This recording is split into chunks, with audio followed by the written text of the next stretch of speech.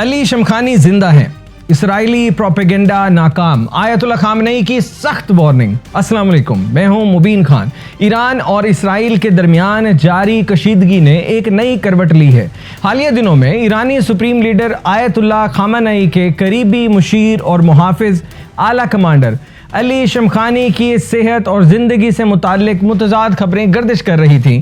चंद रोज़ कबल ईरानी मीडिया की जानिब से ये दावा सामने आया कि अली शमखानी को उनकी रिहाइशगाह पर होने वाले एक इसराइली हमले में शदीद ज़ख्मी कर दिया गया है, जिसके बाद उन्हें तेहरान के एक हस्पताल में मुंतकिल किया गया।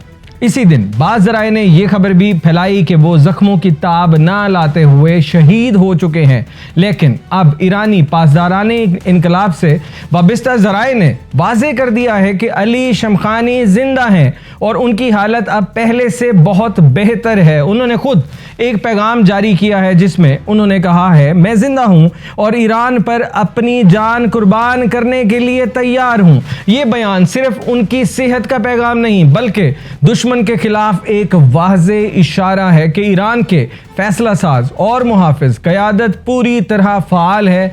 दुश्मन की चालें नाकाम हो रही हैं। दूसरी जानिब ईरान के सुप्रीम लीडर आयतुल्ला खामनेई ने भी अपने बयान में कहा कि सहीयूनी दुश्मन को सज़ा देने का अमल जारी है और जारी रहेगा। उनका कहना था कि दुश्मन को उसके जराइम पर बख्शा नहीं जा सकता और ये बदला सिर्फ हमलों के जवाब में नहीं बल्कि आलमी इंसाफ के तहत भी दिया जाएगा। इस सारे मामले में ये बात भी बहुत अहम है कि इसराइल की जानिब से ईरान के आला क़यादत को निशाना बनाने की पॉलिसी खित्ते में नई जंग के दरवाजे खोल सकती है। ईरान ने कई बार वाज़े किया है कि वो अपनी खुद मुख्तारी, क़यादत और सरजमीन के दिफा में पीछे नहीं हटेगा।